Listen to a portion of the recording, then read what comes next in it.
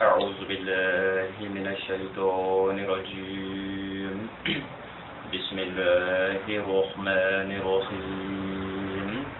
الحمد لله رب العالمين الرحمن الرحيم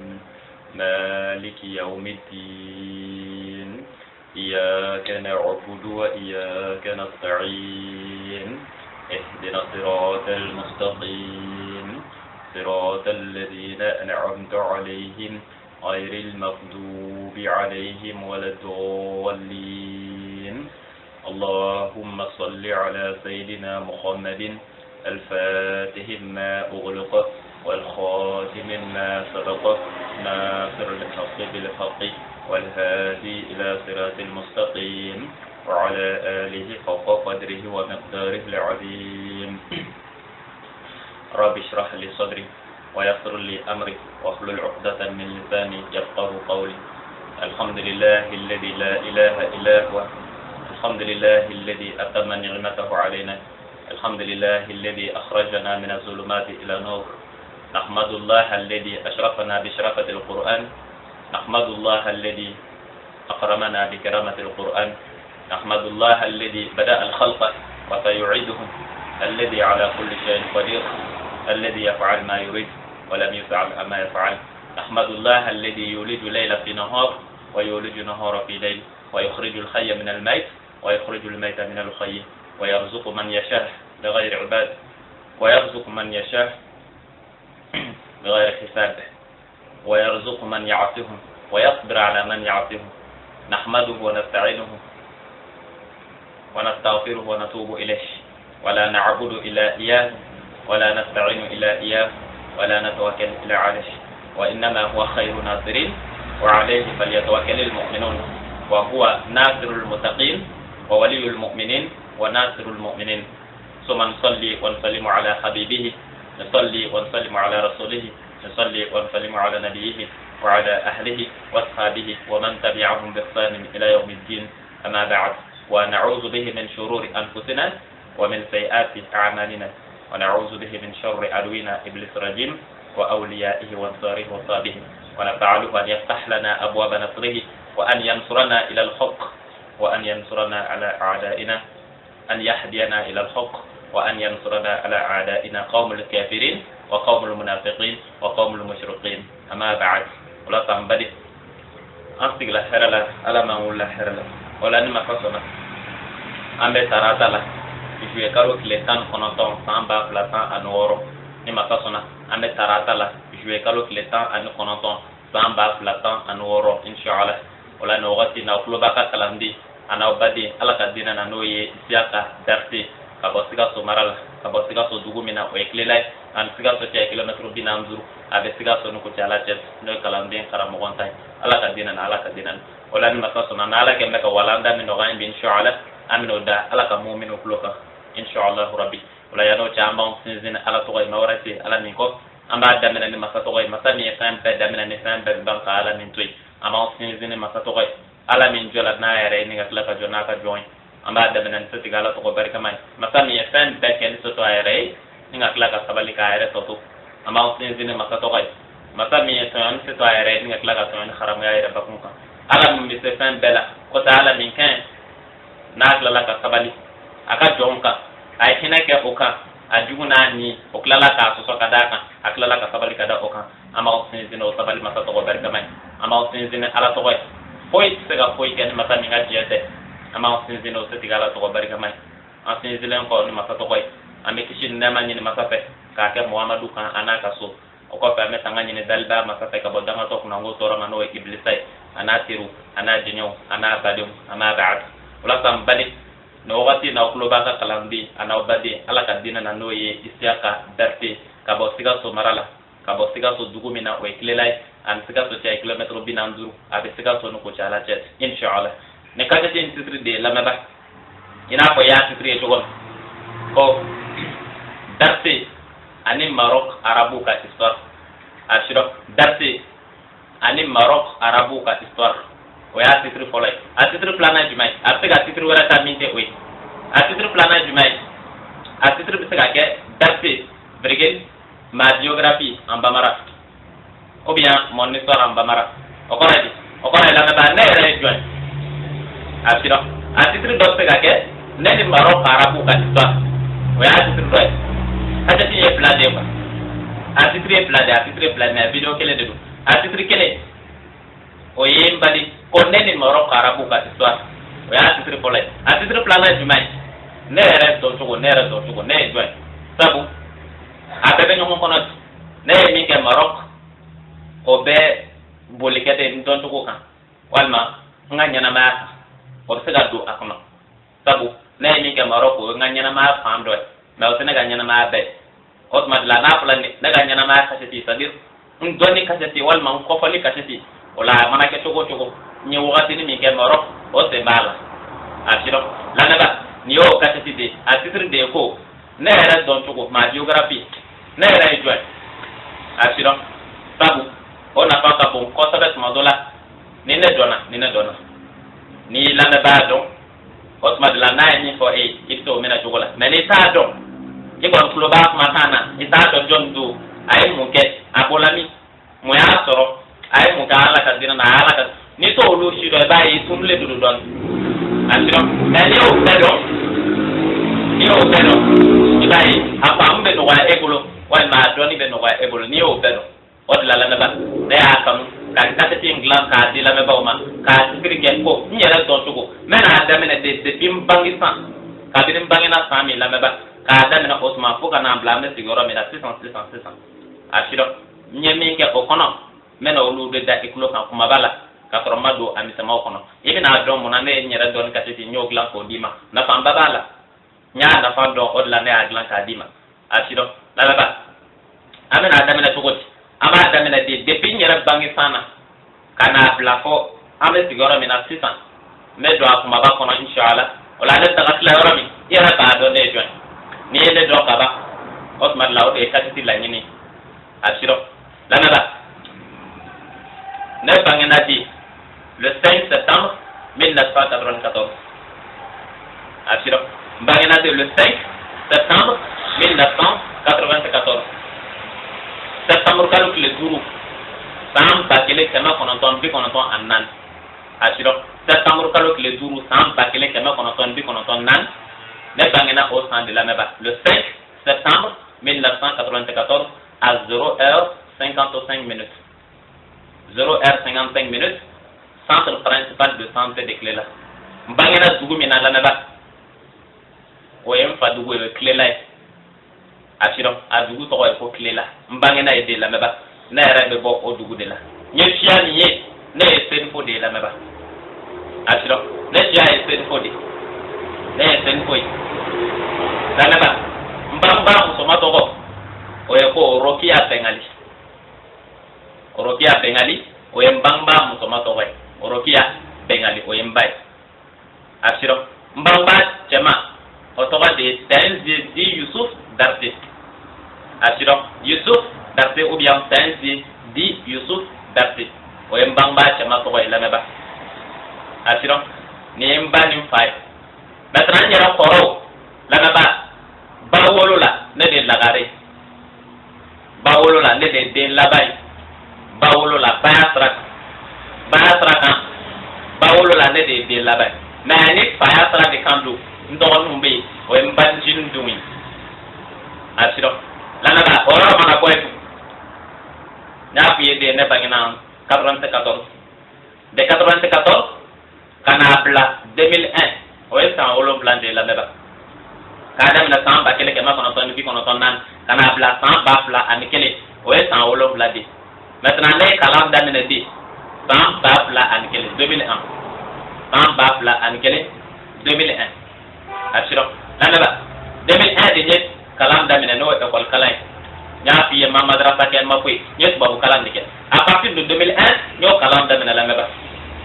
2001 2002 au première année cycle fondamental assurant 2002 2003 au deuxième année assurant cycle fondamental toujours 2003 2004 au troisième année 2004 2005 au quatrième année 2005 2006 au cinquième année et 2006 2007 assurant 2006 2007 là meba au sixième année au CP5 au sixième année au CP5 2006 2007 on va corona chier 100 ans environ on va corona chier environ 100 ans ça va là meba assurant voilà voilà on passe là CP là 2006 2007 un seul coup on t'avait là septième année la seconde cycle fondamental halbi mek lelam fatugo konna nay ñe classe wolom planan damenet bi asiro clale classe woro kola la no premier cycle wolom planan pana second cycle ño fana kam fatugo konna na classe wolom planan asiro classe chegna classe wolom planan de 2007 2008 classe chegna 2008 2009 classique konotona 2010 2011 classique konotona 2009 2010 asiro o classique konotona yo defu 5 asiro la nada nya fiye kacha ne école de mi école do menedo nya de parcours mi fo e kala fraka la nada ne ni fa ta keta ne do kumbe bonde major ya do major to wati premier do kumbe premier cycle ni fengani o le premier classement de la nada classement de kade premier classe premier la nada ka dan le premier année na kata la fo 9e o premier de japi entre parenthèses la nada ne do kumbe wi ne a fiye école de kumbe da très rarement qu'on a gagné classique mon planay classique deuxième la ne ba ko teke très rarement ne hakita a chamana yere connaître la classique deuxième c'est-à-dire ndo ndona mi o première de madi la meba ka dan na première année la ka ta la fo ta am ka na nay am yoro mi na o neuvième année de madi la na ba ndo ndona na première c'est-à-dire o ko te classe bili aw kala na ko kala la dai ne bla yoro ne ko ka no yoro de première classique ma kolo asiro amana dan tugo ba soro ne ba ko de tonye amana dan tugo ba soro ne ba ko de tonye asiro nyo ke première année la deuxième année troisième année quatrième année cinquième année sixième septième huitième avec cette madola la naba ne te kama classe dans ma première ne te ke école de premier o kala ka ne to huitième de la maka ama classe dans ma première passe la de ne ke la de école de premier o ko mo ti école B mi ne da au sens 2008 2009 8e année avec 17 de moyenne mention très bien asiro la ba ka boy ka ta 9e na fana o kakele o to wa kele no ta classe dans ma premier mais le 9e de parler no ka ndako de premier la ba classement ko meke tant kana defu sur 2009 2010 2010 ne defu sur o sana la ba o to wa kele ndi le bla la ko do nyade ka defu ke asiro o kore ne ga mo an chala no tay ntakalan moyen mi sal kono chala no tay pasalan moyen mi chala no tay la meba o ma boy nya fi de nek la le de fula fa du kono na no eklelay ntakala de siga to du kono ne lycée de ke siga to du kono nya lycée mi ke siga to du kono o lycée monseigneur de Monclo siga to apa ma ko siga to lycée ba lycée monseigneur de Monclo siga to ne o de lycée ke siga to asiro ne ko la fa du kono na no eklelay kata siga to du kono na nya lycée mi ka kono o lycée monseigneur de Monclo siga to LMNS siga to lycée ba ne o de lycée ke la meba ne benani classe série mi ouais LL langue et littérature nya damine 2010 2011 ouais lycée sans folay 2010 2011 ouais nga lycée sans folay la meba asiro nye 10e année ketan série LL 10e L nya piye fana ni sala lycée public o be choix de diman quand do bi ito ko kan fara ibolokan ibe munu kala o kauna reçu bala allemand bala chinois bala arabu bala kan wara bitaka sorala kuma dola asiro obo kan do ira ela nimi ija ibota obo fara tika kalanka ito ko kala asiro arabu be chinois be allemand be reçu be ona nyona okele la baba no bo mana nebe kaminta o arabu kanti mo me kaminta la ba o arabu kanti me wa to no ma arabu kan ke kai hal arabu a ne kuntado sab ne ma bulon kalanke ne ma koy arabu a ne kuntado la ba ko kan ira la ne na dijanna kaneto litala no ko direct flata la ne arabu kan beta ko de kadne la ba dijan L nyo ke de 2010 2011 o la ko dum siga to le se ba de le se monsonnière o de siga to le so be belebele la ba ale de ka dum siga to le se be asma do la mal le se be e ko don de ka ta kono o la anga dixième temps aw chaala de dixième lettre dama o chaala ko ka ta la dixième lettre mo kan 20 dixième L aw chaala ka cha ama kun classe kele ama kun classe la ama kun classe tara ama kun classe nan fo classe mo kan 20 dixième L yo pa moi o ko de aw chaala wa clan ka ndo classe kono la ba fo ka ta classe mo kan o e L dama o ko o science ni ta ola science point sabay environ asiro maintenant au 10e elle na la meba nya fi trimestre folo ne dona ni première de la meba asiro ne dona ni première de no e folo la meba ne dona no e de kala ko na la meba o de mbla roy asiro e ko do ba un trimestre folo ke o liste la meba ne kala de premier de la classe pas premier de la classe d'amade nya fi 10e lettre Mougan de Koumé. 10e lettre Mougan. Moi j'ai eu 16 de moyenne. Étant le premier, il n'a pas au classé premier, mais au classé dans ma première. À Mougan, ben parler non, n'est de quel premier, trimestre follow. Au cas où, trimestre plan, j'ai eu 16 encore. Ça fait 16 plus 16. 32 divisé par 2, ça fait 16 encore. Ça fait moyenne générale. N'est de la moyenne qu'elle a. C'est-à-dire première placée. En la classé qu'on a. No ya ma 10e lettre we ku 10e lettre 15 10e L15 amran te la ta de ku tan journée la meba ne de kala ko classe premier la classe to fana premier 10e lettre to asiro la meba we 2010 2011 o san de nya arabu kan kalan de sala nya fi o be kan do di ma iko kalan arabu kan dizo iko kalan ki iko pare bolo kan ko kalan ki to lisala la na ba meta kala arabu o arabu fanana la na ba ko ngajuna to dai no kon kunte na arabu la abada lezi la na ba ko teke ne ko do se gane dan kalam to la na ba arabu ta ko ngajuna to ne kun gana arabu michelade arabu professeur ne jete ne de la na ba asiro kadin ay arabu alphabet da mina domi na mi kan arabu kam mi samanu kalandomi la na ba do ne tara mo wa fi atoko ko monsieur Aliou Traoré Oustaz Aliou Traoré o de ko anta 10e arabu la na ba ko ne di o do nde la ga fi aya to classe pa jama tela ka ko de ko shume media ko be donde depuis au fitri donda shume media ko be donde depuis au fitri donda ayo ko na ma o ma ko ako no ko ku ni ma o ma ko bananku ki bi ti ta jinu koko wallahi akbo be ko de ma kane ma jamu e ko de so nyana na sikla aba ko de ko ara ko pora ne no ko ku ni ma o ma ko bananku ki bi ti ta jinu koko akmo ko ya ko do so ne ma ko o ko classic on ko na ko mi arabu ko la tete ma ko ka o de do wulbal wallahi asino naga moyen kumbe dans des arabes naga arabu moyen akumbe dans des 20 sur 20 moyen dans 20 sur 20 40 sur 40 départ 20 sur 20 promotion 40 sur 40 départ 20 sur 20 promotion 40 sur 40 premier trimestre deuxième trimestre à 20 sur 20 40 sur 40 néo de sur le deuxième san folo arabu kan ma arabu kan ke folo lote la da ne ga mo be da de la 20 sur 20 40 sur 40 o do kuma ne ga arabu karamo ko blakan fane matan la mer asilo o mara ko etu o 2010 2011 nek la 10e nata kataka 11e na 11e LL arabu karamo ko mi yanta 11e arabu karamo ko mi yanta 10e na o manta 11e na arabu karamo ko rade asta 11e na o to ko ustaz Modibo Diallo asilo o to ko ustaz Modibo Diallo o de anta 11e na la meba ayata 11e na arabu kana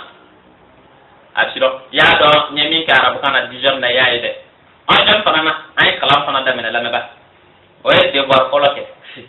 devoir koloke le nya goshi de telle sorte que hal biguruji se ga do ala nche bado nye devoir in kala meba ka goshi de ka nyege hal mi jem al biguruji bla rote na ka kopika na pa biguruji se ga bla c'est à dire tout est correct mais monsieur ma ton 20 sur 20 dit quoi le 20 de quoi dema ko al au quoi ko ale va préférer hal na de 1975 de dima mais ana ke ka dema non d'accord na ata tora mais 1950 ou bien 1975 alors je m'en a dit de madame là d'accord d'accord moi problème ta là ouais de Paris la même famille qu'elle est à donner de voir voilà la composition qu'elle a nya du gars de voir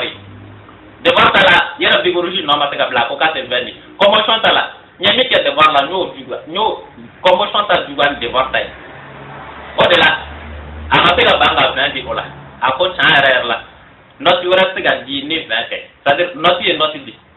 ça se mérite ni mi sur là o de kanga di na le a essayer ka notre yura dinama agala connexion na sabu notre de do c'est exact ni hake mi 17 sur 20 wala ni cela ka se ga dans ka se ko 20 de la 20 de kanga di ma maintenant ko aller politique ko mais jo aller rekan di ko 20 sur 20 hal di guru ci se ga bla la ba agala ka ta kambele ko ni na ya aller fan sama aller mo ka ko de ko de ma folo asiro la ma ba ka 10e ka 11e ketan ka bo 11e na hal di classe première ne combien première hal di ne combien ka bo 11e na 2011 2012 maintenant ka ta 2012 2013 ouais LLI asiro 2012 2013 ouais LLI en fait là ka ta ko LLI na 2012 2013 la ma ba o LL ko classe nani o LL aucun classe nani o ya plan amakun classe kele amakun classe fla fo classe nani LL1 LL 12e LL1 12e LL2 12e LL3 12e LL4 amu nandi la meba comment je suis le bani ne kana classe premier wa ne kana LLB premier ya na afi c'est-à-dire ko na la meba kana ko saraka la meba ko do mena do ne wallahi kana ko saraka na ko do mena do fa asiro nyara na kan ami kes la dara tan nit madura no o boya ne haklima ado e kolta la hal ni e kolta majugan la natay na bi nyongo bo e kolta la no e koldo mena do la meba nene ko ne nyongo koro classique le kono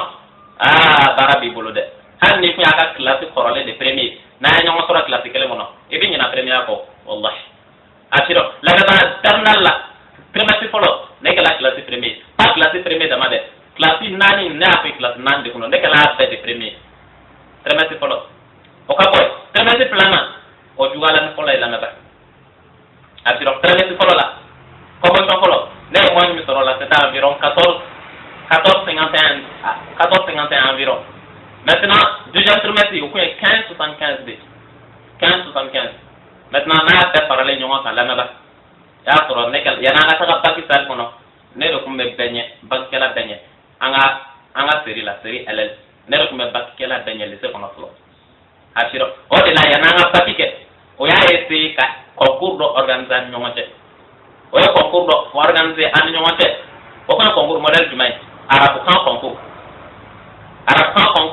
o do concours organisé comme na concours organisé sikaso arabu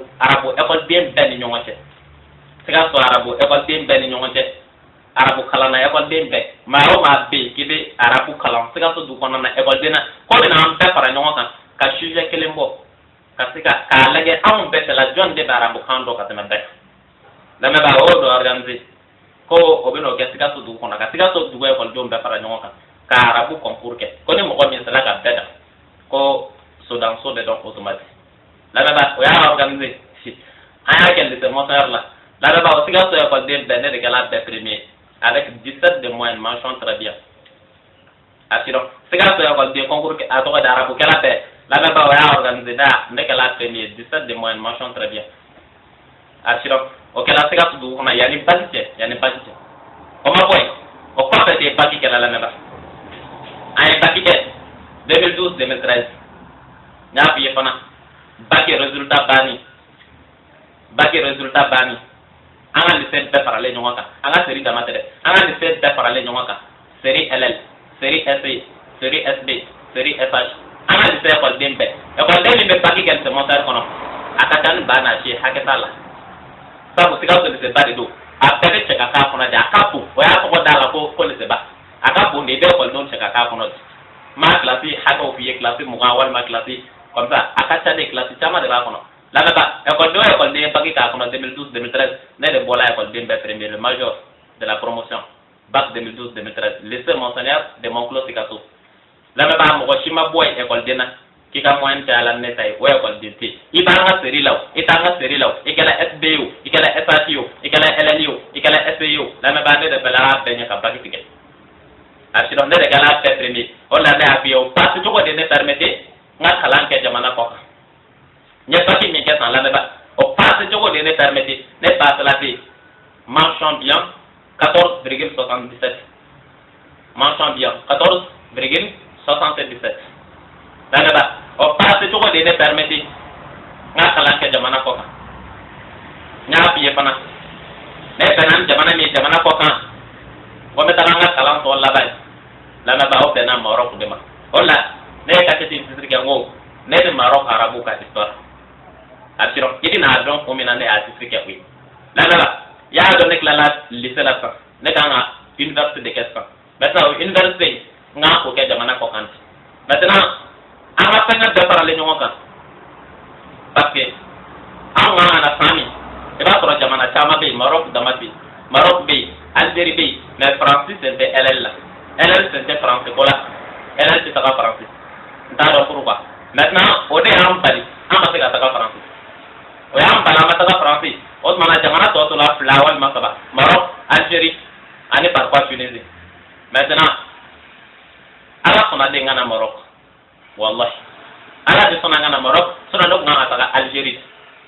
ne ye n ka papier don de Algérie kama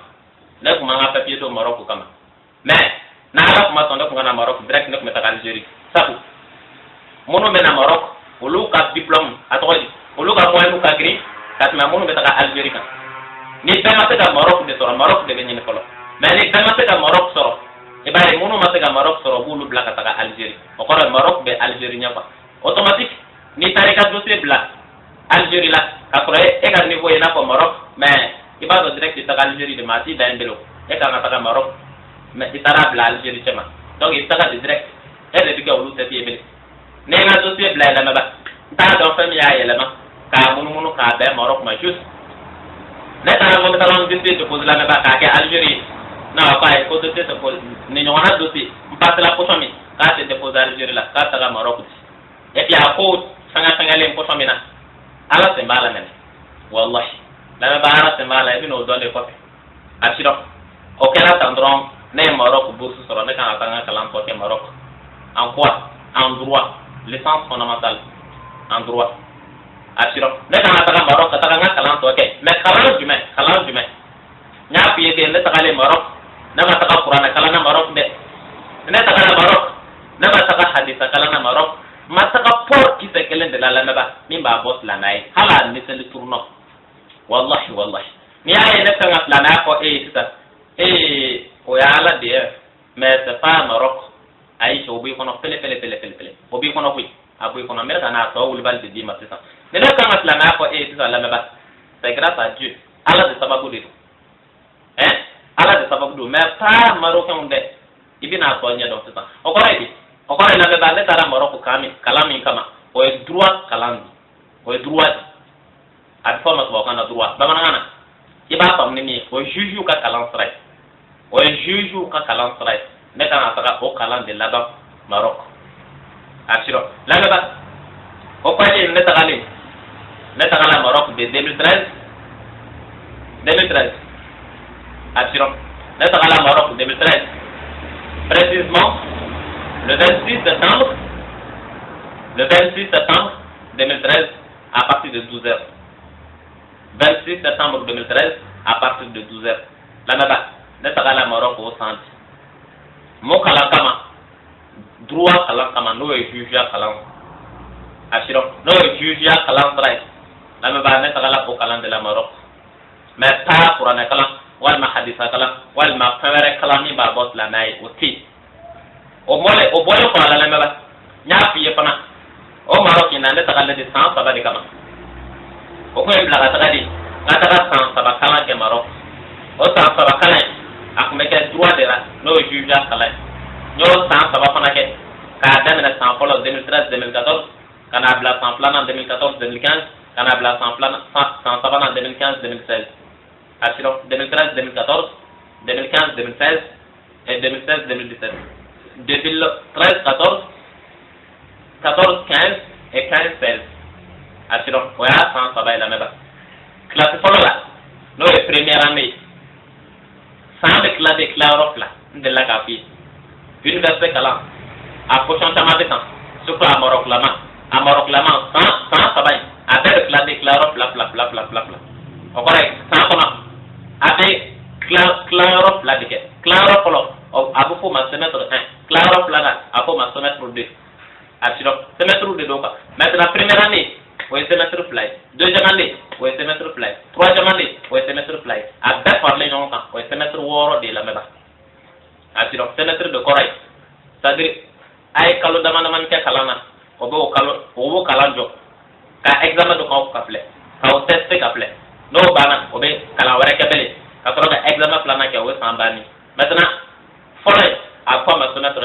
Flana, oui, semestre 2, oui, première année. Now, la deuxième année là, direct.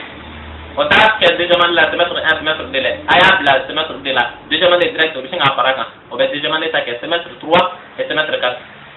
Assurons. Donc, on a la troisième année là. On va troisième année, ça c'est semestre 5 et semestre 6. Là, là-bas. Il y aura pas moi. Première année, on va semestre 1, semestre 2. Deuxième année, on va semestre 2, on va semestre. Deuxième année, semestre 3, semestre 4. Troisième année, semestre 5, semestre 6. Assurons. Première année de semestre 1, semestre 2. Deuxième année, semestre 3, semestre 4. Troisième année, semestre 5 et semestre 6. Avec tante. Nous avons un Maroc de 2013. Donc, on a une université classique follow. Adam Nanadi, 2013-2014. À quelle année ça 2013-2014.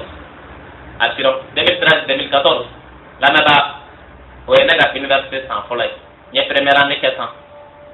Au première année, il y a Halbi. Mais pour la oui, l'université m'a changé, mais drôle, ni ben en euro de calantiora, mais walma, ça va tiorami,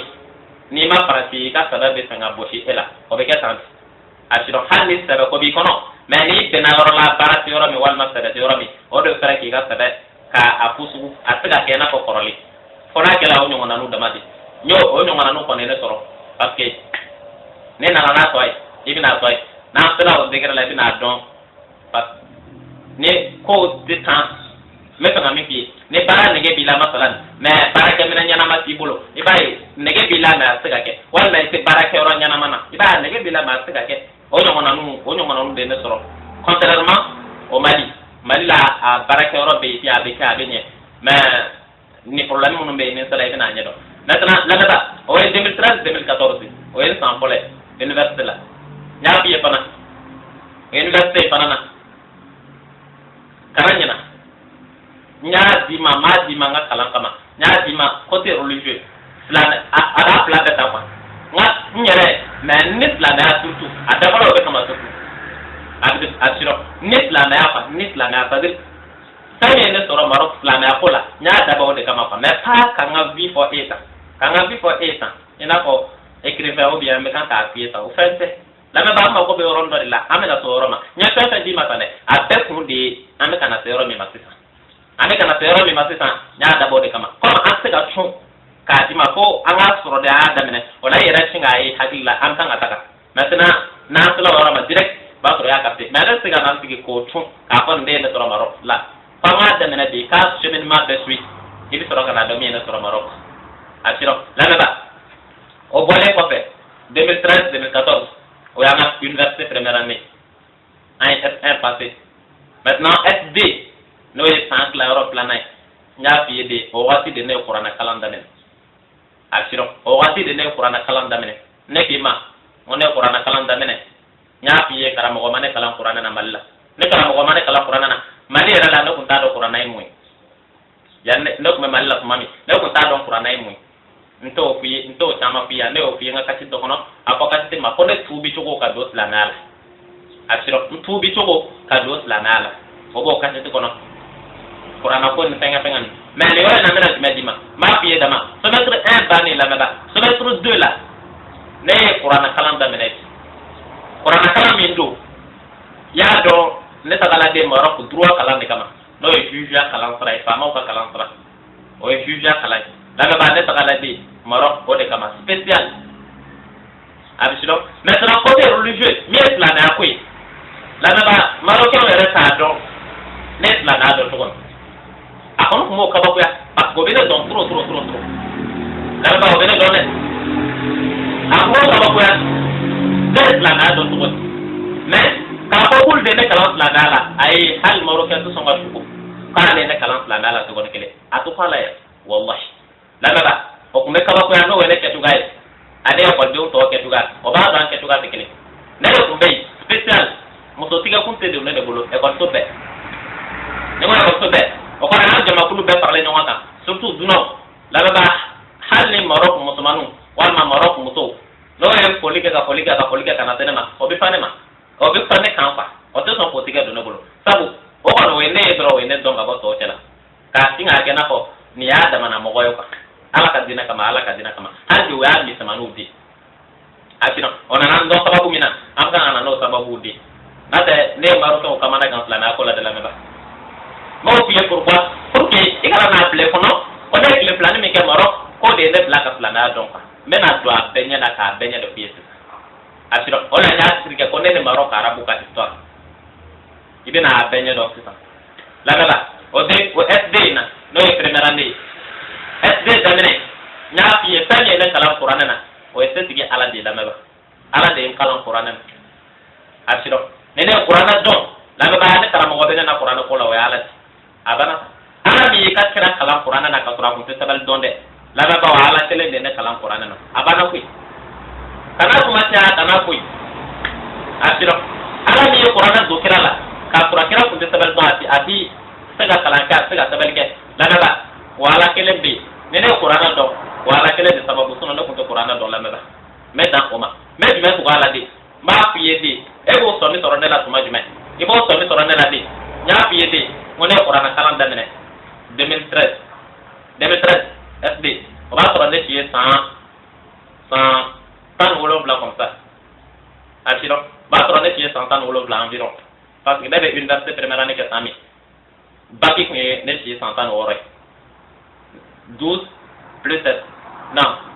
environ ne chez 100 konoto environ baki ok baki asiro depuis des 100 wolof maintenant baki ouais 100 konoto maintenant université première année hal va se rendre 100 konoto en konoto asiro université première année hal va se rendre 100 konoto en konoto université première année mais ça va sur 100 konoto en bien so abena la samu gambo la ba ne Qur'an kalanda men wati SD la maintenant yara de wala misita no so gabe ishi be samu gan kele avec le temps non samu gan kele ni kalutan avec le temps nan ne ertan nan ami wala mena 600 asiro ami wala mena 600 ne shi samu gan kele ane kalutan avec le temps nan an ertan nan amo wala de la 600 ne sangana de le 5 septembre 1994 mbangena au centre ambe le 19 juillet 2016 kana na air code 0h55 maintenant ambe 14h là o para ende qui est 100 mugani kele kalutan kletan nan ambo de la 600 kletan nan ani ertan nan ambo de la 600 asiro la nene o ko e ko ne qur'ana kala da nan ci san kono to environ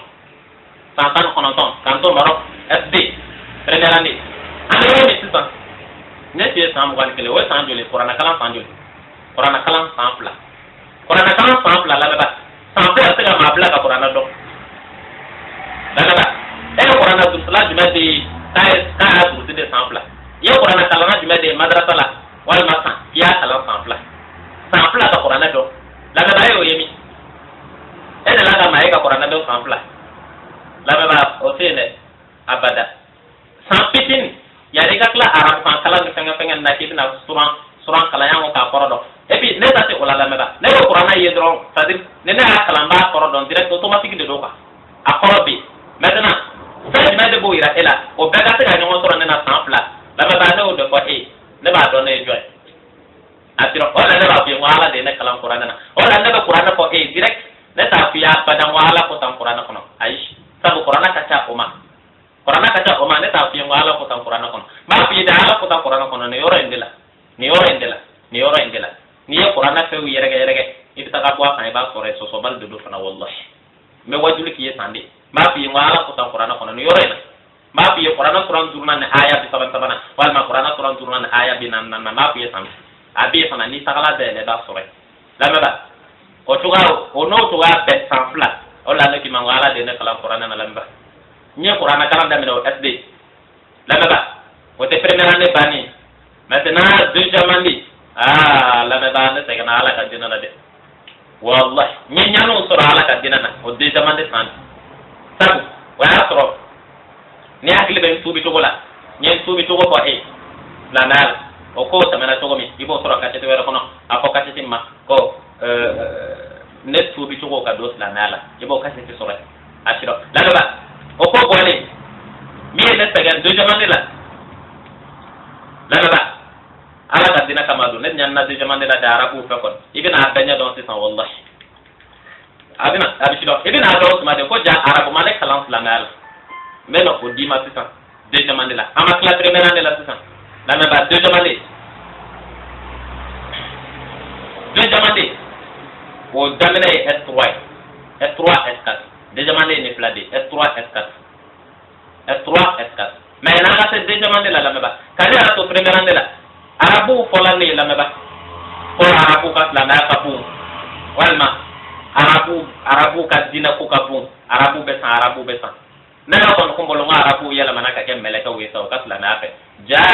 la me ba for foi wallahi atiro la ba ne na arabu yi to ga dola ne o ye poton dola ne la dai ko ga ne digila mi tan wallahi ko ga ne digila mi tan ka tinga ne mi na ka ne tiga arabu la kolo ko tokke bura maktan wallahi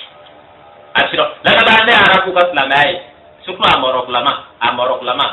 na arabu ka la mai juga la arab amorok lama de ka duguna so be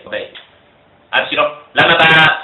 depuis au dondi ou bien watu de no commence la ga segala mo na kan wallahi o watu no nyo ye poson de la ila SD ba na kala na kolo tanke ara ko kuna c'est o ga ala ka dina ke poson me la me ba non a musulmanu ko dugo ibo musulmanu ko le ni pandolo be wallahi tantomo e comme babu surtout école sola université na nyona na ebe musulmani campano de comme ate la ko c'est-à-dire o la ko mene don o ko tension na de ko te songa gera na sabu o ko mene don wallahi la ba bu e ka tene do iba fi no ni echede iba kama so e bi ra nyinga de chede ruwa musudu ita don ka bonyo na ni chede kan ata wala mani musudu parce que chede pandolo do to wa mi musora pe pandolo do o te fini pordo do pandolo de nengo o te fini c'est-à-dire do bi exception be toujours quoi kana na pe ko berekele tara to do be ulu kapta monu kapta de ni ya sigi kame sara tara to monu kapta o duru no na 95% a be pandolo do no dani ali ko do na mini shipure wallahi wala kana don ko ja fili la ya arabu islamaya la ba wa dadi me walite wallahi walite ashra ne o yeta saka de la ba de ne ta la de ibi sota ibi shiso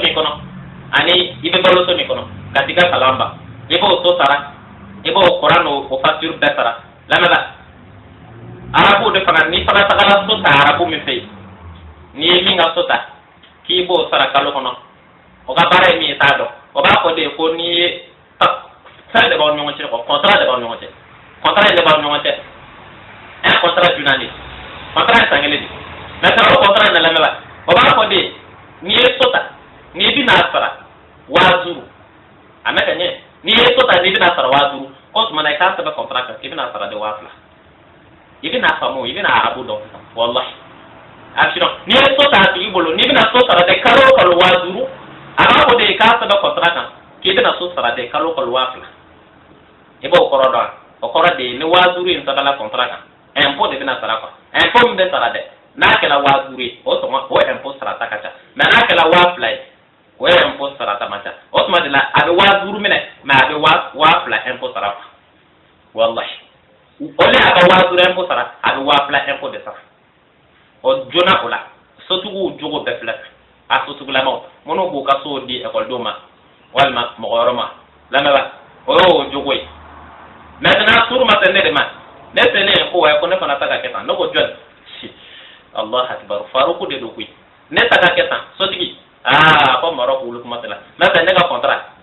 hal un dirham taja ne ga hake min di ma de sa contrat ni ba bi ne do wallahi duna ya ta la école de ta la ko itala aw ala ka dinana duna ya ta la bi ake ka nyade ni ake ka chen a woli bal de piye kala ma o ma de wallahi asiro ne o tamati boso tu gula ngo hey ni nde aka barai ka to misir kono de a don on la arabi jahannama sore sabu la riban ni arjana o ya harabe sadir aka wade ribat wa adrobe kelo bi kono ala tika tele mena mutlaqan ko to o warduna aka na tele misir na tele ala ta ka tele mena ça de un de ka ba bole ba de bekan ne tele abadan lezi mais sans foro masa ka imposer on ko yokura kama anu muta ko njado ko tabe o monton o masa ka kilenga ke mais sans plan la ma bara wala de ko ne ka saba ko wapla na wa badal lezi wazuru me bi di ma di saba de wazuru ni ba ne ti buy ka so de metti bi ka so ma di saba de wazuru amana ka togo hande te buje me wazuru de kon di saba la ma bara ko la de so ti ko wazuru te saba ne ko mo wazuru bi saba mais ko la bana mi wa ko la bana police de la wallahi nya ko sama in sala ko mi sala haka mi na ko kama nta da no sadu o se pero bebe donc o tna da ne de kan tui pourquoi sabu ya do ni am ni ta kan ata kan rakele e jo ga o watu de la ba akira o kana de o watu no o wala ta ko bis la na contre bi la ba direct hal de ta ma ta wi a wala ko te bolle kan abada ina ko ni nyongona ko mi sala haka mi ne don ni sababu la lama ba ga chakui comme ça ka mi ne do kana bonen to tubu yerete ko kana se comme ça were no lu era fana ne ko kile ndo lama ba e tara tro patro bene do ka banka je sais indexé o e bene ka ne do lama ba o e deuxième année o e première année maintenant est point dina na ka to ju mayorai hal bi kan to première année na lama ba nyai ni no ma fiki ka ala ka ci ko nui sami nenu mai fo nenu nga sigi de ka ala ka shufu de un aw musomano te bo ina ko qur'ana ya nyine so mi ala ko de musomano ko shutura mo meni muso ko shutura ka tro ka bo aw musomano kuna ngolo ani tono wacho de nyonga setan palo pa na wo muslima de aka ko tra tsada ina ko ala na ka sadi normal sa oni wa zuru sara iba sada de wafla wo mo na mara so bare de trois aka butiki tugo fana no go hey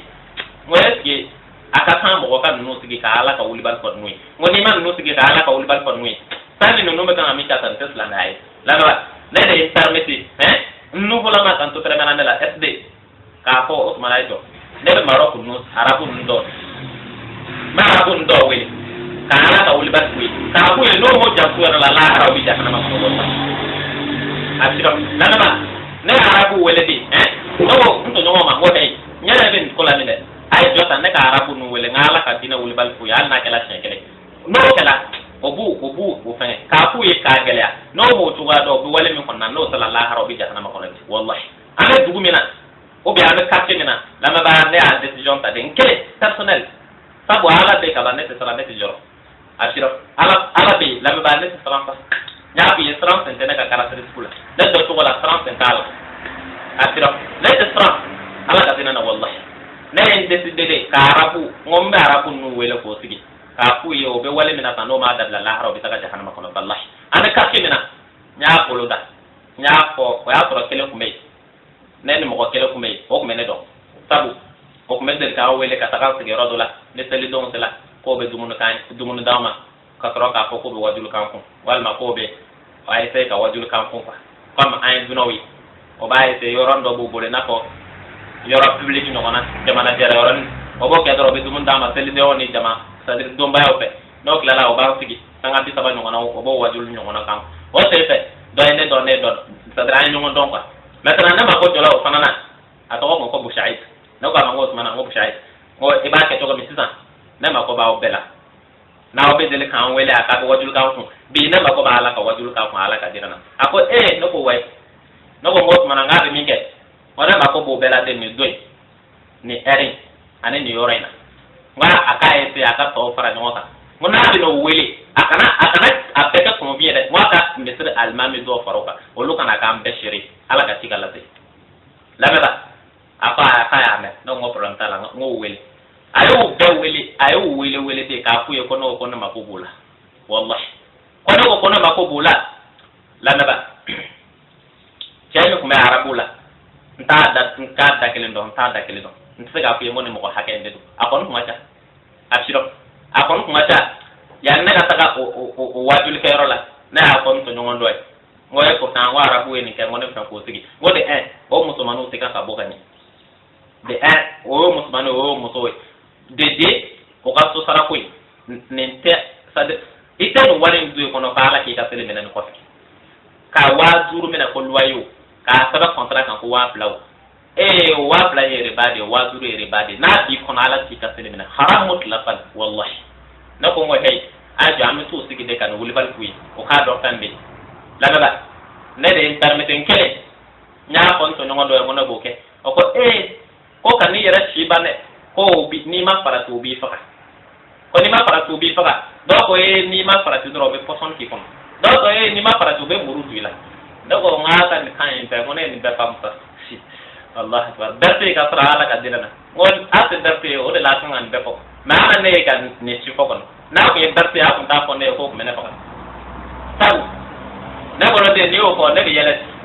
ala ka dina ko na ni o ko ma andi faka wal ma andi poson ki ko wal ma andi keta ne bolo de ani ko de ani ka jisma to liga ne ma ne kan mi ade ka tane bolo ko ita ala de bolo la me ba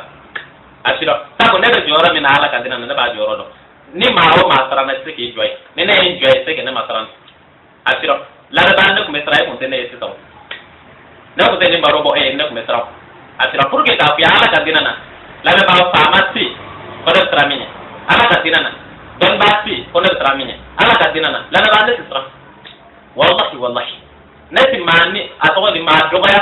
wal ma ka ma kirtige wal mo nanyo e bo ko sinana nati ma tay to ko ma kirtige wal ma no nati ka ta o ma na ka ko da tra ka ala ka direke la ba jombo gra di ko min du ko la jom la ba uti ate fama na ate karamo la ati ashiro la ba ala ko fe o fanti o bo to ga de la o yo fa me ko ne ma fara to be ne fa ne ma fara to ba ke ta ne ko hey wa da jisa ne ya tan famo ate da pe o de ya blan da kolla mo bo akai na o titaga na ni mo da manan tsaga to aw tela ni me fara ne ka ngata wa ya tri ne kele me taga o kala ni mo da manan soro nto jona mo ga pla saba mo hal na ma taga kuma aka sigi dura ka lage abila ke tugo da na la lu fana taga la o tolo sigi o do ne walanda nan de gla nyoma pe walma walanda saba ni walanda mo no kuyeta o mo to anu botogo ani o ka contrat ano ka butigi tiku asiro la ba no sigo do ko la donke kana kano sigi ko mana ko farashin de tanga na wajuli ka arabu kumbi ya do arabu kon bolo ne arabu nyanga wa ko farashin da islamai jango kana ko arab islamai atoko di kana ko farashin de tanga na wajuli ka arabu ko la ba arabu ke dan soro wala ku no ko mana ngobi ngone farashin to de kana wajuli ka kumbi arabu wato te foite na ayati mena ala kadina wal bal faidi wa akola jimai ay ñoo jere mana nga kala ira awla mo ne kala na nawbe wote mais ko dama man be a to mo foy ya nga la harajo ñafuyi nga ko la jumay nga ko la dem so boto we a folo ko ya dem so boto we a dem so be kanga bon to mi a de ka ku ye ko so la o kanga bon to mi am ka ku ye pangalo ani meni jupu o be bono ode o tesla na dem so boto we aw ya kala qur'ana kono ala ko qur'ana sura mo gan nan aya bi saban kelen no qur'ana sura bi saban aya bi dun kono tona ko mu'min muso kana ko fiu fa ka taga sura fa betu sura le do aw yo kala kira kala ka fa hadith la ko muso modal do be jahannama de udido o yo muso modal juma munu be fini do fini ute o ko re pangalon wal ma mini jupo aw be kala aw be muso kala ka bota nyet ka jo ola ko ito e kolla o muslim ay de o muslim ay ngo hey na ha dem so boni fini model dola la haradu aw dem so tagato jahannama kono aw yeru tagato wallahi o bet gele la ba ko nye jona na kele na ni be ta to mi de nkele yen sigi ta no bet gele do ta o be kon de kan andela na kan ami ne ma fran ne ma joro ne ma kui wallahi nto nyongo be ulu ashiri no ba dem so kan ga bobo to ko mi kon na ye la hara soro ko to be kan ga bota la hara o se no jahannama kono aw yeru se no aw do you fight kira ko de kullukum ra'in wa kullukum mas'ulun an ra'iyatihi aw bay bagan genaw de wala haratu aw tesratu ka bada fala ko nyin nga ka bagan geto wala dutigi idem so tagato jahannama kono ka ko metan dutigi fana seno wallahi nyo wuli bar fuyi fo be ne lageta wallahi nto nyongo do rekele be ale ba do robone kon no ngo ko jahannama ko fara ko bu nyaw ganena wallahi ko nawdilo odilo nya ku yeta na arabu kan de dowa na arabu kan de do ma ku yeta arabu kan fana mais ne français de do fana ma de ko fana ma ku yeta ko tan kel na pour ga ko la ba ora no boy ngoy ne ka o tanga ko lay o aw mutu ana o de mutu yi aba ku ka boy na fala na ka kira ni to ko o ka boy mi ya ro planai o ya ka bayru so tu de bayru ko ma pa ka so tu wi no ye contract no yo sota location wal ma so di location no ye mi mine kalo sara Osmana ko ke contract no ye mi na kalo sara o ko ke contract no wa duru de na kalo sara Osmana ka wa duru ke contract mais duti to mi sir kono ka wa duru me na so sara ka to ka wa pla ke contract Osmana ni ka wa pla de no so jahannama kono wallahi ni o ko pe fana tigile do ko nyawa ne na bele fo bu ko nyawa ne na ara ku ba ga ne la ko ka ba ko ya lemba ni atogadi farakin tike ja fara kan fo arabu mako ngo o da ka ba ko ya na konte ashiro la ba ne a wul bandu makande no ko hey abo ke to ga me fana na ga dutu na ko sala sandura do wa bu ko na riba do haram de do ala bu ka tamamene ala bu ka ko mena badula sabu haram bu ko wallahi ashiro ya na ra ko ga dutu ki tew shi ai o kan la nak me me be ai we na do taw har fo contrat ka fo ka wa duru di ka wa so mata a konte so ma abada direct mi be di o de tele 1.1 fo commissaire ba ndo fana commissaire be ne do fana wallahi la tan ma ke ne commissaire an gana nyongana ane police ne no lu gara nyongana ka te de dola na la ne police ko ne do ta commissaire kono la ne police ko ne do ta commissaire kono police no wa police ala me ba o tigelen jabi tiget wallahi ashiro ka ko dugu de dama de police no ka police ala me ba no ne commissaire ala o ka police to ko siute ashiro la me ba ne ngako ka ko kontra ko en sanga o ere do sen fen maintenant no ere do so isomi ba do ko bara wulo do ne de ku ka siute ga do la ka ga Allah na kibo la me ba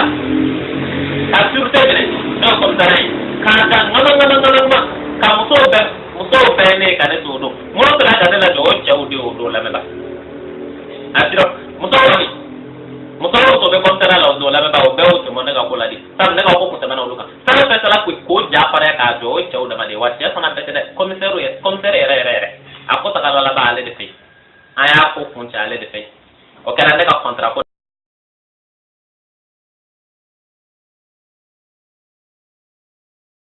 abshiro la baba o ko be ne kele ko ko wele ko sigita o hunte walanda planai la baba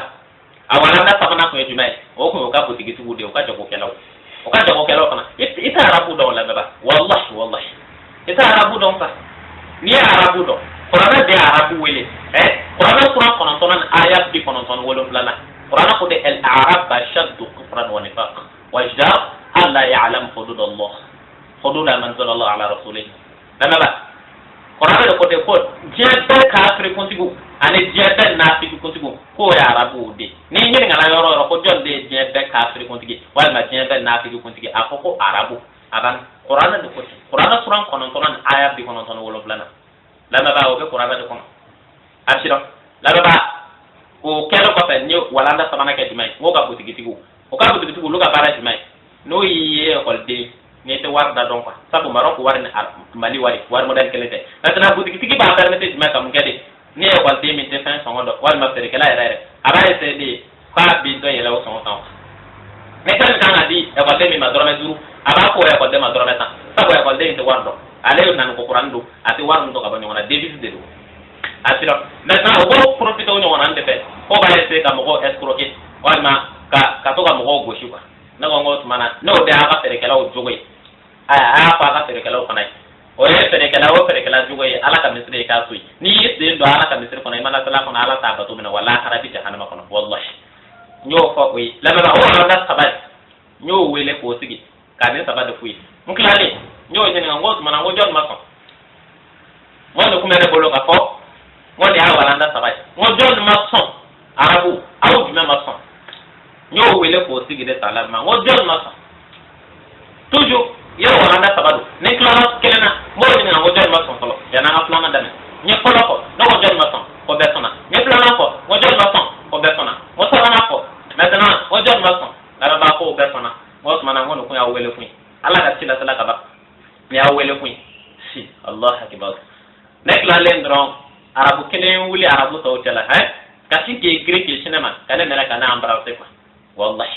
ay wuli kay gire nga ka to tela la ba kana ne mena kana ambra te kakla ka mo fo comme ko tu défends l'islam ko ti ko ne nyako mo len dos la na ko la de ay de dra kana ambra te ko fo ka arabu to sigle nyana da go ngon te fo ide nyemi kata ni en kura kura namadi ane ni halbi nyera soto walma nyen nyera dal tigi kwa ni ode nata sande ne na na ko la minga tuguni ni ato de do mo ke folo ni no oke atino do wallahi ni nyen nye pitin den te fu yere ne aw tigi damade aw mata ni yen damande maintenant mimbe no kapu na yo do mi baraba la de na meta ma folo la ma wala ma koy nyo tigi ka ala ka dina wul bal fu yitande maintenant est ce que o kala kané to première année la nous sans folo deuxième année là tout S3 la baba S3 fadama Allah akbar men yan nala ka dina na de la baba S3 la arabu e min dane kan ala ka flamala ama dane kan Maroc ngat san sabab be Maroc o madli ka dane kan S3 la ama dane Allah akbar nya fi islamay nyani dina de islamay soro dina de o da ala ti mai ti do atena kona pada fi kan nyani tika soro flanal ala fi ma qur'ana soro flanan aya ke no flan tanan ala ko tugo de ala ko de am khasibtum an tadkhulul jannata walamma ya'tikum mathalul ladina khalaw min qablikum massatuhumul ba'sa wa darra wa zulzilu hatta yaqula rasul wal ladina amanu ma'ahu mata nasrullah ala inna nasrallahi qarib ala ko de abaw kono de aw katus no wala ani ja kasta ka do arjana kono ala ko fiyo nyane ne balaw nu tore fola mu'minu soro to bi no nyanu nu balaw nu toro ma aw soro bi no nyanu nu toro nu balaw ma aw ma soro bi ala ko ine arjana haram wallahi lana ba fika nyani islama ala di fika toro islama ala fo toro kasri ela fo nyanu kasri ela fo balaw kasri ela islama ala o de islama ay mais no ni ja o la ba jahannama wallahi te ka tanya na ma diga de toro no la me ba no de ma son la me ba no te ma son de ane no ka sa toro je no na de ga no ka arjana toro la hara osmana iga je tengen na arjana jina de valeur kabu ni ma ko be mobile la ibis no gade ya na pa bi bara de ke ni ma ko be villa la ibis no gade abada ibi para de ke ke tesri sa fe ma te ka no ka mobile soro na no gade ka arjana soro ka la me ba o tede ala ki ma qur'ana soro planan aya ke ma plan tan nan ana qur'ana soro kono tonon aya tan woro ana qur'ana soro nan na qur'ana soro sabanan aya ke men binan plana anu Qur'an sura konon aya kenan tan kelena la me baye ti do arjana ko na bada tan ki matoro atiro maintenant ne ka ko toro do me ka no do fiye tan arabu kama o mo kede la me ba nya fiye de ame de jamande la semestre 3 o de jamande o le mi ke ana kala o ananga sel la me ba ulu de kala kele o ko jumay o ko sel ku mi kala ko kele na forla sel ku ni sel fana ku desert itaka toro ke me ka sabe emploi du temps ko aw yeru be do desert apa mu kanye ni sel ku desert itaka toro ke me ka sabe ko aw yeru be do desert abi kala da na desert ni la ngara ku 4 itaka toro ata emploi du temps na ka kala da na 4 ni fitru ku 6 itaka toro ke me ka sabe emploi du temps na ka kala da na 6 no gongo to mana ana kala duwa tare kalam sel fana desert kalam desert la ngara 4 kalam 4 fitri 6 kalam 6 mo mana tato abu kan je ka bosen de la wa biya akore aw mi taga kalam ke desert kala ka sel desert ona ta no soro no ti no soro ta ya da ba sama wa biya mundu la na ba anga ko be na dan na yer ne na arabu la na ba ni fa nga yere do an la yere ma S3 non la na ba we ne do S3 la de ay no do S3 la déjà mané ay no do me we ne ta gan wallahi ala yushrik we nyani misri ne la ba bida baro be bo me akala do mi non la na ba ne na arabu ko me na ko wulun jakumat wallahi tellement que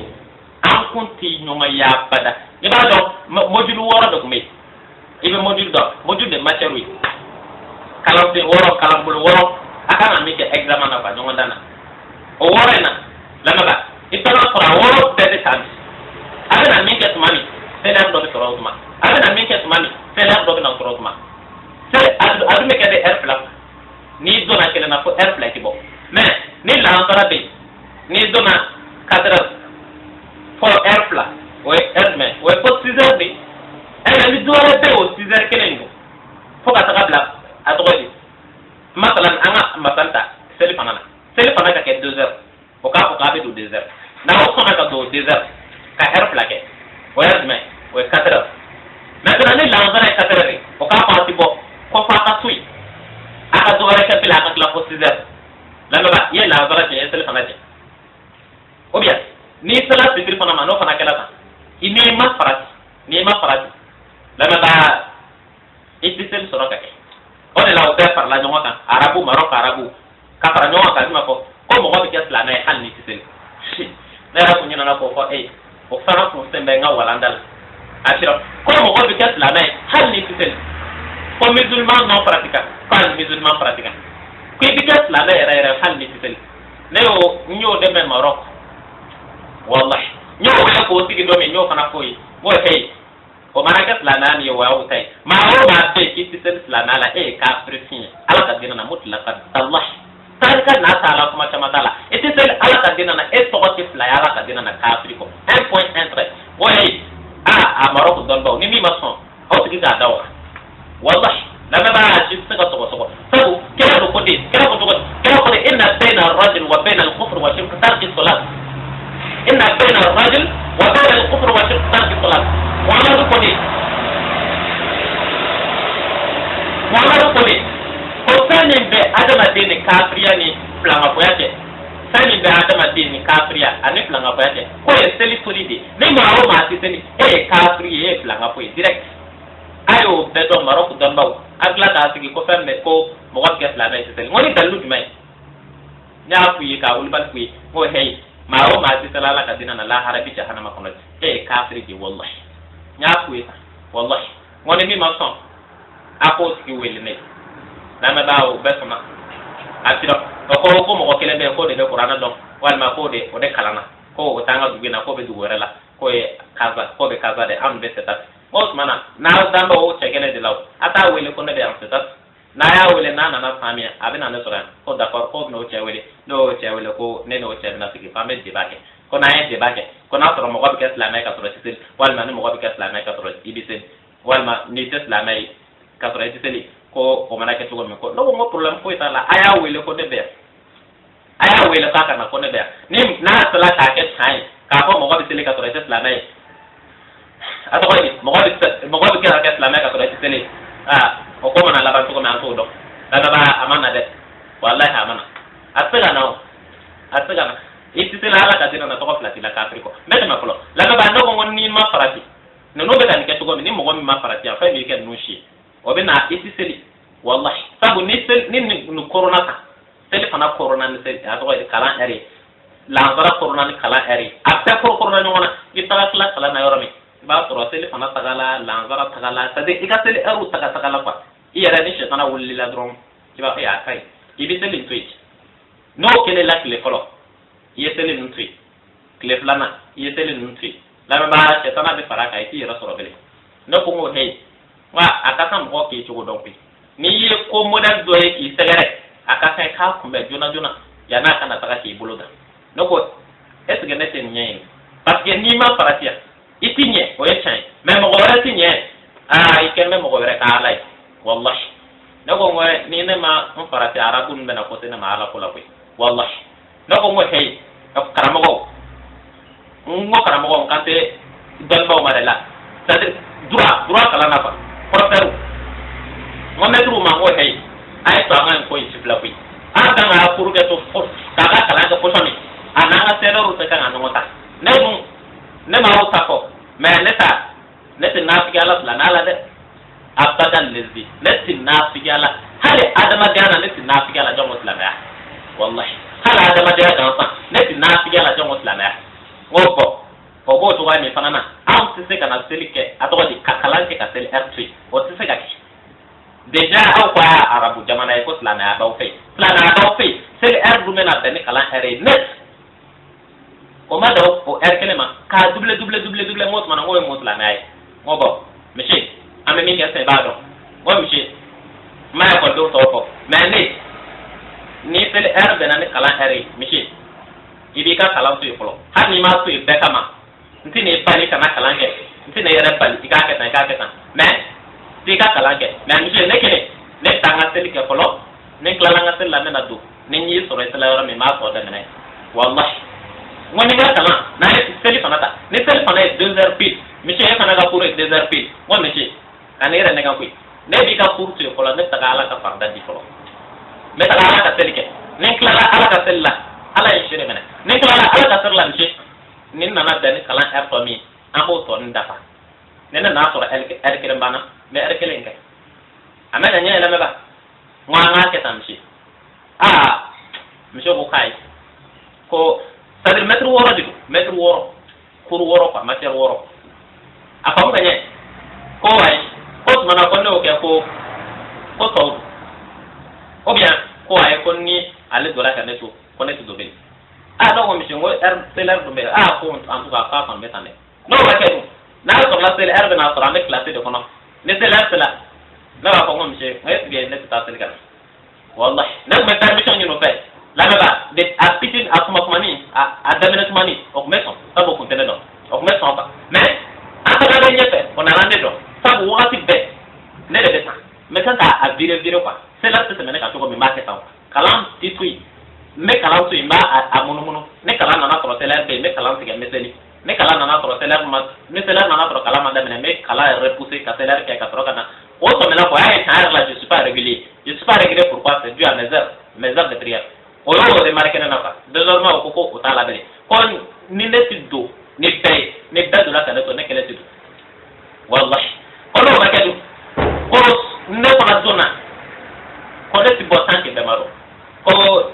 mo ti bobele tanke armate no ngom je mo barato la tane anga teleru atembo ko keto ko mo ti bob ka ko complet soit ne ka do am ka ko no ngopet mais ne to do na ne kelen ti o ka boy ne kelen ti ko to nyebele no ngone apa metru woro na ba metru woro apa ngane kuru woro pa mater woro semestre 3 no ko d'accord ngone en fam atek metan de semestre woro en metan nena a metru ang men manga ketan o yele do metru no mene do ka la ba ne ko marok domi marok ne do ka atiro a metru la ba mo metan akona na ganka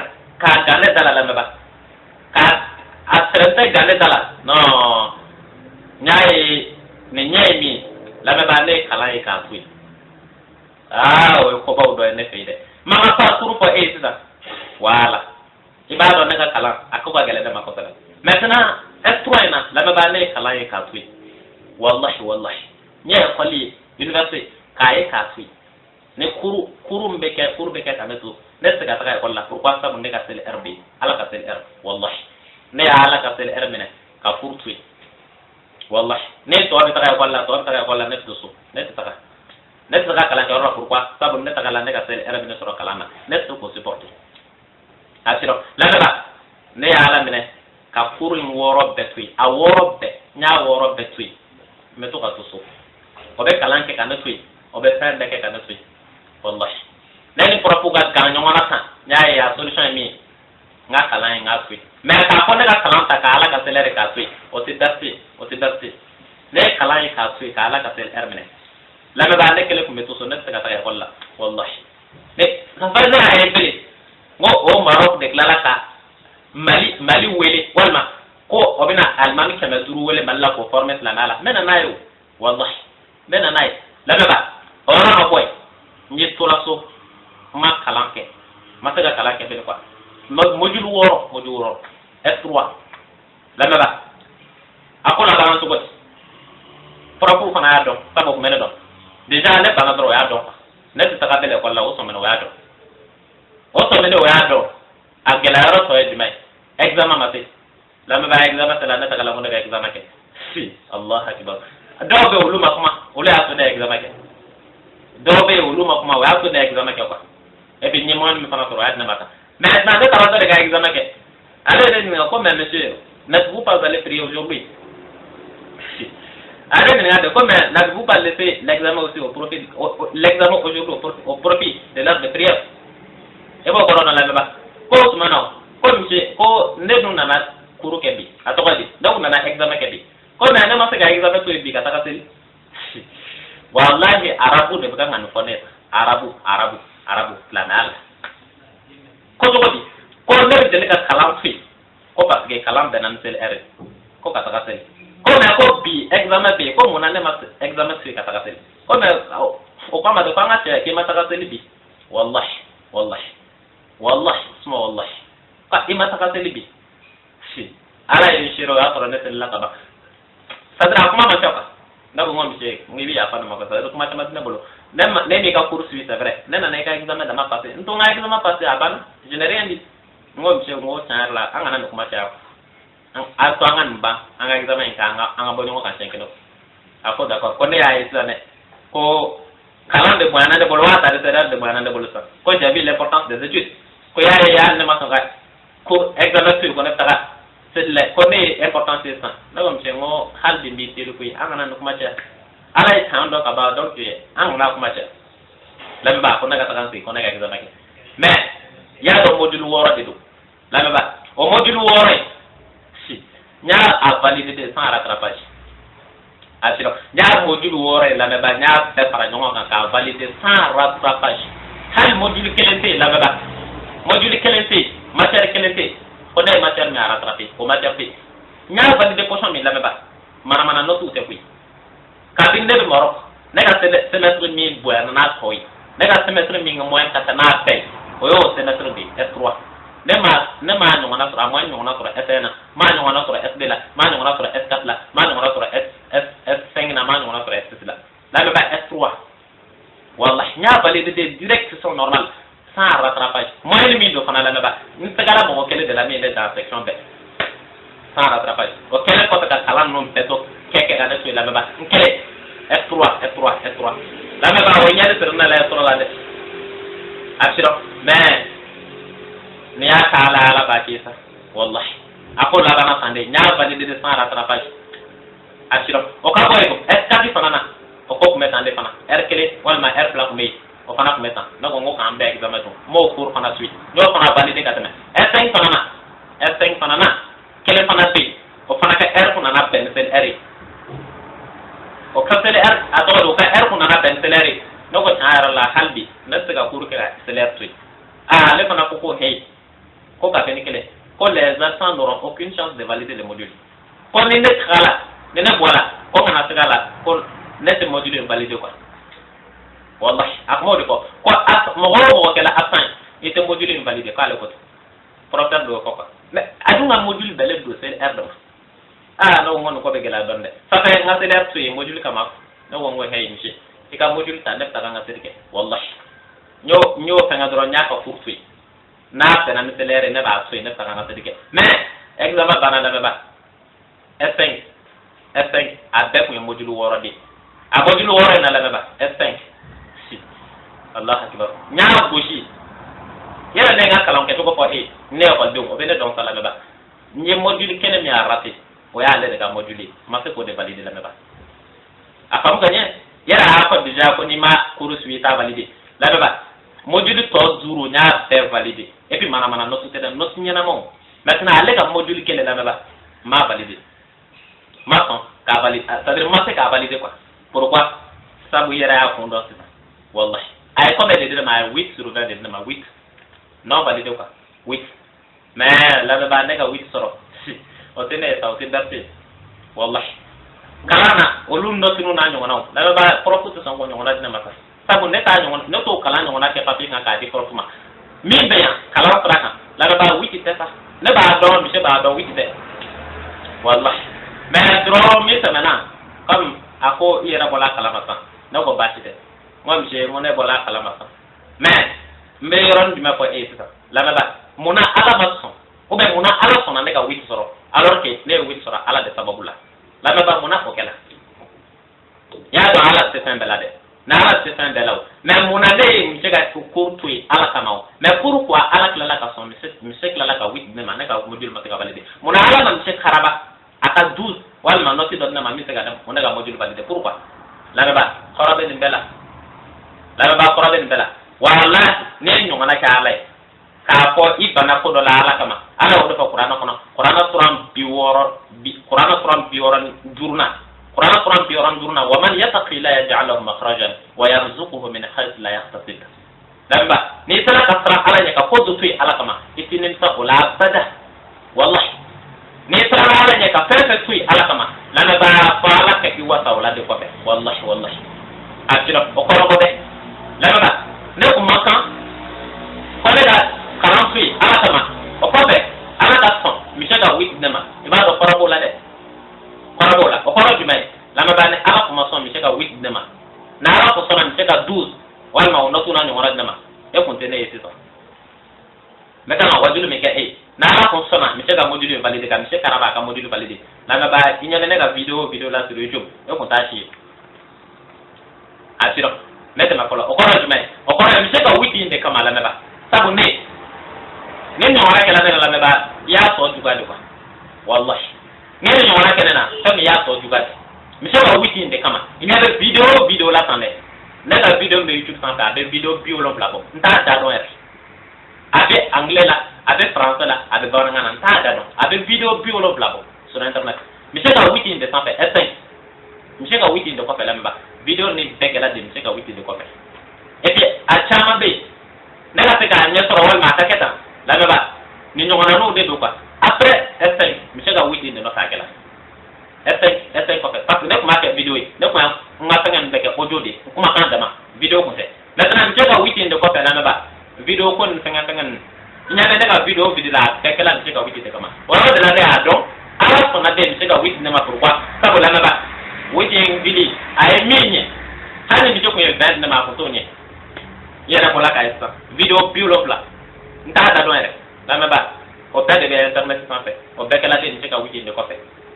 asiro maintenant yoro du mete be tisa o esen bani andi moyen babo be na bolo esen na asiro ato tro du mai ato S6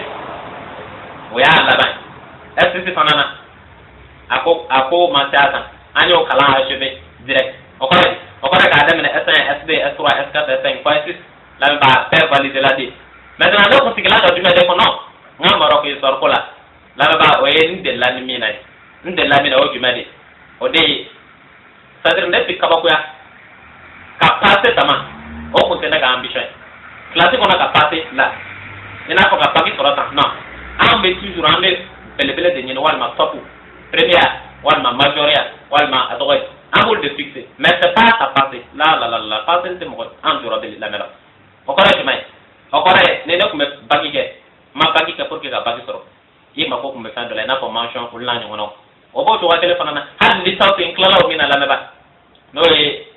bon sans sabakala ni claro ko na mina ma ko mo ngona do de la mais nya fi fa na mbera ne fagi mi taka soro tuma dola ka duzuru fla kunte tambo aka duzuru fla kunte tambo tuma o kore namara ko me bolte ka simplantigi dans oro de lay quand on fait en un seul mot parfois plus ou moins nya ça ne serait pas compté ina ko ni mo ko kunye tiatri il fait la fin de mériter ou bien il fait la fin soro ko me fin de mériter o no na compté et puis permettez qui de kala modèle donc elle m'a dit restoro wa o no na de no sora fagi mo na wala ne ba ko me fin mena licence à la fin de licence on m'a fait la soropa pourquoi ça vous l'avez bandé ni la chorot à quel an ko et qu'on a baraket ibi ta gagné mais ni baraket bi tiki ko wallahi nyode remarquer S6 surtout c'est d'être là-bas la même ba on est ne choro ça fait deux avant cela na ko ko plus ni baraket plus c'est la force wallahi on a même pas même la licence là m'a fait la soropa ma ko me mina licence la amate ka toro mais nyaake bakila nyaake yorobe mais c'est les licences ma la ba c'est pas le lié yoro fonte ka me se ka yoro pourquoi tabu kalam to se ka makai nta don miake la ba o de kama o ma se ka toro licence la sinon no ko se ni yoro nyana ba do kundo la ba nyami ke male ko dona halbi mais yara ba don mbola de licence là en tant que major madon je suis sorti en tant que major droit privé. La même année, on a des majeurs écoles de follow. Mais ça, c'est pas sur papier. Papier, quand il a un diplôme, quand on est pour la major, il a un papier. Mais à l'école d'homme, dans la même. Après, nous avons droit privé. Ils sont étonnants. La même, ça fait au bas, la major, Walma, Moromi au bed, au bas, Aminondo, depuis en démené, pour qu'on a un classe, en bas, on joue. Mais, ni de l'or modèle de là. Ni chao baraka oro dola ni ma farata ke kalo e bolo kwa oru nyona de sega mo soro ni ika kalo be dugu ulu na nyona na da la me ba je sorti major en licence je suis sorti major de ma promotion droit privé asiro nya ke ko do na to mi lycée montaire la me ba au clé de faculté de stats sorti major de ma promotion mais olo problème nyona no bébé asiro la me ba no ra bo lai ni ngam maro parcourir un tout petit peu seulement ani nyere ka parcours be parler nyonga mi ya dama ni ko dima pour que gane do maintenant yoram dima de me do ke da yoram laba o dima laba modèle sotan ngani kala modèle ke modèle to daga ni kala modèle ke akla ka mikro ta mo mala ka dina ko e monale ni kala modèle ke akra ka mikro ta mo me planga ko e o dima nya pi laba nya kala ni ke a diplôme de bénévole a diplôme complet de bénévole. Absolument. Nya kala mi kala ba a diplôme complet de bénévole. Et puis diplôme ndo mana diplôme te de. Absolument. Diplôme ndo mana diplôme te. Ni a kolay baccalauréat malien mention bien. Ni a diplôme kolay la ba. Baccalauréat malien mention bien. Ni a diplôme kolay. Hadi dobe ni nyami e defui. Mais mo jati. Ni de ka a kolay. Defu ben nye mention bien baccalauréat malien c'est elle. O ka boy. La ba ni a diplôme planay ni degi mention assez bien droit oya planay mention assez bien degi okay boy la roba ni a diplôme tabanay licence mention assez bien ni a tabanay licence droit privé mention assez bien la roba na da diplôme tabala e ba ron ni be ma o ma bolo e kan bi mi pa to go edugo ko lo kan wal ma sega jo sega place so to go mi la me ba e ba pro ko nya so la ka ba maintenant mona yene ka ala ka dina ko e mona nya pe de mbola de licence en tant que major e bo kala ma maintenant o ka boy la me ba akana ki ko no kan mi na bi ko la na de do wallahi akana ki ko no kan tan mi ka bi ko la na de do anis la na chamandano c'est-à-dire anis la na bina ko foron ki le bi de la me ba antika ga fo ide ka bi abi fo fa ma ko la na la me ba o don folo maintenant ni ne kala modèle ke la on ga kan famille la me ba o de nga ke jamana ki sigala do no juju Absilo juju walma avocat walma jamana fama bayado